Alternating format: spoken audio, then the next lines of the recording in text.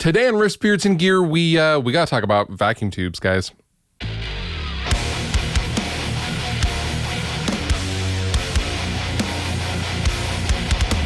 Yesterday, March 11th, Electro-Harmonix released a statement basically saying there's no more tubes for the rest of the year due to sanctions against Russia in relation to the conflict that is currently going on over in Ukraine. And I think for a lot of us guitar players, that it really hit home.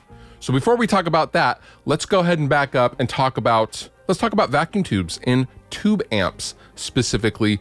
Most of us that own any sort of, I'm gesturing over to my tube amps, most of us that have tube amps eventually have to worry about retubing those amplifiers, whether that's a preamp tube, a power amp tube, whatever. They're not they have a finite life, and eventually we have to change them out like we would a light bulb or something like that.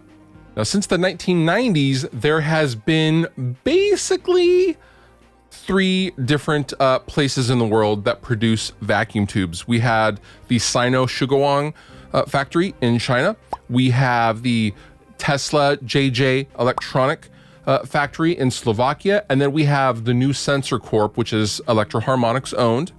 And they produce a bevy of labeled tubes, including, but not limited to, things like Genelex, Tungsol, Mollard, ElectroHarmonix, of course, and Sovtek, and Svetlana, and I think there's a couple of other ones that I'm missing as well. But they make a majority, I would say, of the various brands of tubes that are available for new production stuff today, or at least they did.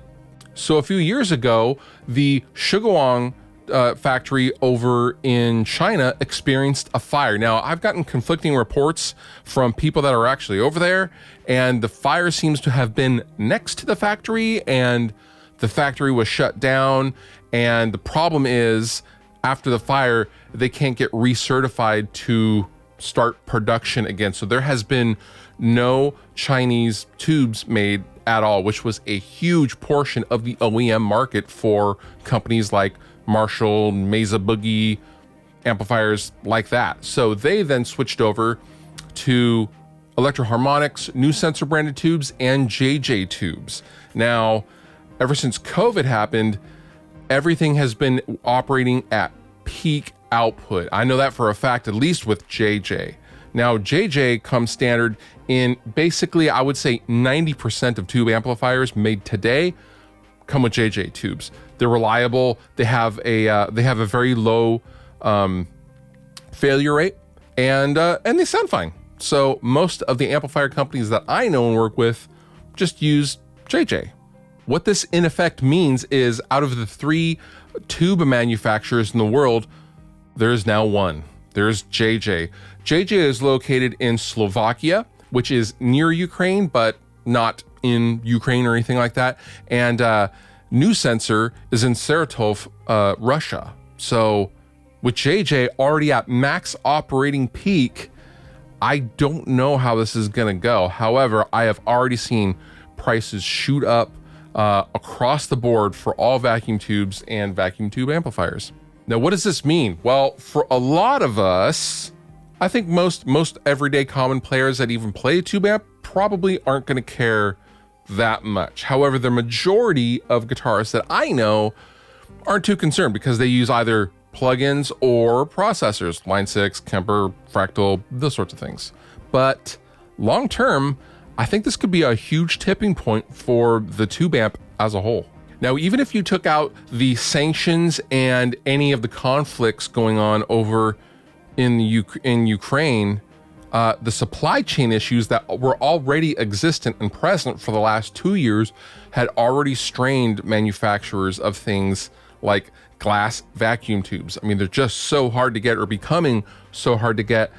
I think this could really be a turning point for guitar amplifiers, and I think we are going to see amplifier design change a little bit. Namely, for example, amps like the iconic 5150 from EVH, which does still use vacuum tubes, but it uses 2 preamp tubes, for example. And when you spread that out over 20,000 amplifiers, you're talking about a serious reduction in vacuum tube usage. And I think that's the way that new designs are probably going to go. Now, this is all just my opinion. This is just my observation, but I've been doing this a long time and I've been around. I'm old, guys. I'm very old. And, you know, with the preamp pedals getting so good, they have never sounded better. I think we're going to see a huge swing in design for vacuum tube amplifiers in the coming 5 to 10 years. Now, do I think vacuum tube amplifiers are going to just suddenly go away? No, that's not what I'm saying. However, I do think there will be a premium on fully tubed, all tube designs going forward. I do, because it's going to be harder to maintain them and keep them up. Now, time will tell if that is actually the case. However, I will note that I've been buying up all the tubes. Actually, ironically, I was organizing and putting in a case, a Pelican case, my stash of tubes, which I have not been buying new production tubes. I've actually been sourcing and trying to find new old stock 90s tubes for my rectifiers and things like that. That doesn't really apply to the new production stuff. However, I have been buying up a lot of old tube stashes that I can find just because of the supply chain issues that have already existed that I talked about before. So this pretty much reinforced all of my, what I thought was kind of silly behavior for the last, year and a half. At any rate, if you have, a bunch of tube amps, I would highly recommend at least getting, a couple of extra sets or maybe one extra set. Don't panic buy.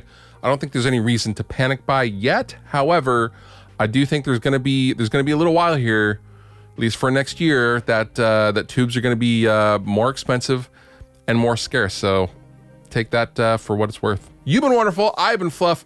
Thank you so much for watching, and I'll see you next time.